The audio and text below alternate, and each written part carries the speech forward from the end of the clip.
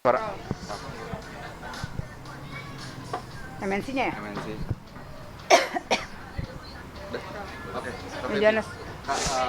terkait dengan perkembangan kasus Virgon dan Nina sekarang seperti apa sih? Ulang, ini? Ya ulang. Ya. Terkait perkembangan kasus Inara dan Virgon sendiri gimana? Perkembangan kasus sementara itu sepertinya udah memasuki babak akhir. Artinya mungkin kurang lebih mungkin 2-3 kali persidangan lagi. Sidang mediasinya. Ini untuk yang Untuk yang terkait UITE. UITE. Ha, kalau nggak salah yang pidana, pokoknya itu deh. Oh, berarti Sama apa? Illegal access ya. Oh, illegal Itulah, pokoknya itu. ini berarti masih ada 2 atau 3 kali pertemuan. Ini mereka udah mediasi, nggak ngerti ya ini mudah-mudahan endingnya baik. Artinya jangan sampai juga ada apa-apa kan, walau gimana kan ada anak. Jadi ya harapannya ya kalau bisa berdamai gitu harapannya. Tapi untuk Kinara juga kalau bisa jangan memberatkan Virgon. Virgon juga harus ada belas kasihan juga karena kan walau bagaimana ada anak-anak. Anak-anak 3 kalau nggak ada orang tuanya perkembangannya kan terganggu. Jadi harapannya mudah-mudahan mediasi ini bisa ada titik temu untuk mereka berdua, dan untuk masalah bulanan, masalah royalti mudah-mudahan ada kesepakatan yang nantinya endingnya baik lah. Itu sih. Ada kemungkinan keduanya damai gitu kayak untuk yang kasus. Perkembangannya sih untuk saat ini arahnya ke situ. Tapi bunyinya seperti apa biar nanti kita lihat minggu tanggal berapa lagi sih sidangnya yang berikutnya. Kemarin kan tanggal 6 ya, berarti tanggal 6 tambah 7, 13 mungkin. Tanggal 13 ini kita lihat aja perkembangannya seperti apa. Tapi ada berita juga katanya sih minggu depan itu lebih ngerucut lagi. Artinya udah detik-detik ini ya, detik-detik ketok palu itu udah mungkin Virgon juga udah menyatakan apa, nggak, kurang paham deh. Oh, itu yang untuk royalti berarti kayak kan tapi juga Royalti juga. Untuk royaltinya seperti apa mungkin nggak tahu ya, namanya orang kan berubah pikiran. Ya mungkin di perjalanan Virgon juga mungkin kasihan. Terus bagaimana bunyinya seperti apa? Ya kembali lagi apapun itu yang ngejalanin kan mereka. Kalau memang Virgon yang ngerasa nggak diberatin, ya kita hanya mensupport gitu loh. Tapi intinya kita mengawal jangan sampai berat sebelah, itu aja. Tapi kalau bila mana Virgonnya udah daripada pusing misalnya begini apa segala macam, ya udah endingnya begini. Kalau memang Virgon juga nggak keberatan untuk royalti dibagi, ya udah gitu, terserah aja. Cuman di sini kan kemarin kan kalau Virgonnya keberatan, tapi kalau dari pandangan mengenai royalti kan kembali lagi. Royalti itu nih kasus perdana di Indonesia. Jadi kalau dibilang bagaimana tanggapannya ya kurang setuju lah. Ini jujur aja ya. Kurang setuju karena ya royalti itu kembali lagi inspirasi, lucu aja kalau inspirasi bisa dijadikan jadi godong gini gitu loh. Jadi itu. Tapi kalau misalnya nanti endingnya seperti apa, kalau Virgon yang nggak keberatan ya terserah sih. Kita sih nggak terlalu mempersulit lah. Tapi kemarin infonya kan sudah ada kesepakatan nih antara kedua pihak, baik Inara maupun si Virgon. Iya betul. Dalam tulisan atau notanya tersebut masih digodok gitu. Iya.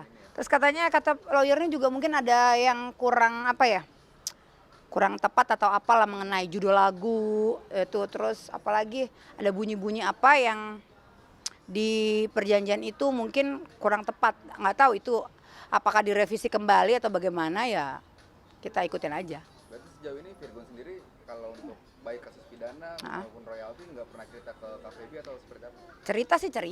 Cerita lah. Untuk perkembangannya segala macamnya. Itu yang kemarin udah agak lama. Ya sama lah. Ini kan mewakili dari Virgon ya.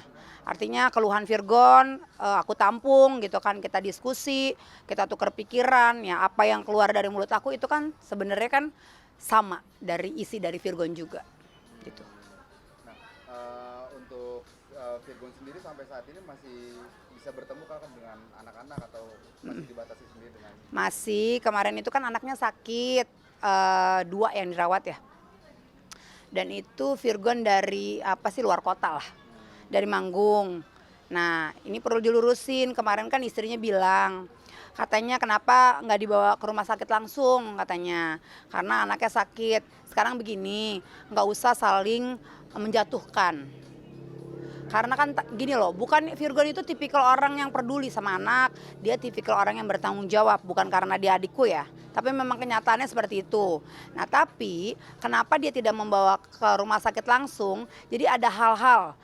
Kan dia dari luar kota, mungkin kurang tidur atau nggak tidur cuma beberapa jam aja, terus dia capek atau mungkin nggak enak, nanti berangkatnya mungkin tunggu sebentar itu kemarin ada berita kan, jadi perlu dilurusin, bukan Virgon nggak mau antar ke rumah sakit langsung, tapi ada hal-hal, Inara kan maunya cepet, segala sesuatu, kalau ngomong harus langsung diturutin, langsung gerak gitu. Sementara Virgon tipikal yang orang, ya sebentar dulu, agak slow lah.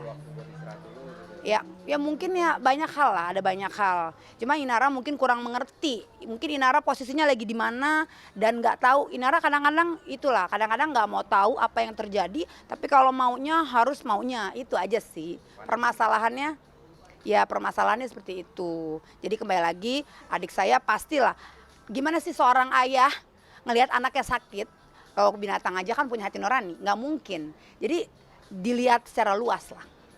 Itu memang dari kondisi Inara sendiri memang agak sedikit panik ya untuk Ya panik, tapi maksudnya lihat situasi dan kondisi, itu yang mau aku lurusin. Terus ada kedua lagi, ada berita katanya mengenai apa ya, pendapatan Virgon, ada di salah satu podcastnya, katanya Virgon itu income-nya sebulan itu 500 juta katanya. Begini aku mau lurusin, mengenai 500 juta itu bertepatan dengan uang digital. Kalau uang digital itu, nih kita buka-bukaan aja, turunnya itu 3 bulan sekali. Kalau gaji dia manggung per titik, per solo, per band, itu sebulan sekali atau 2 minggu sekali. Nah itu. Nah tapi kalau uang digital itu 3 bulan sekali.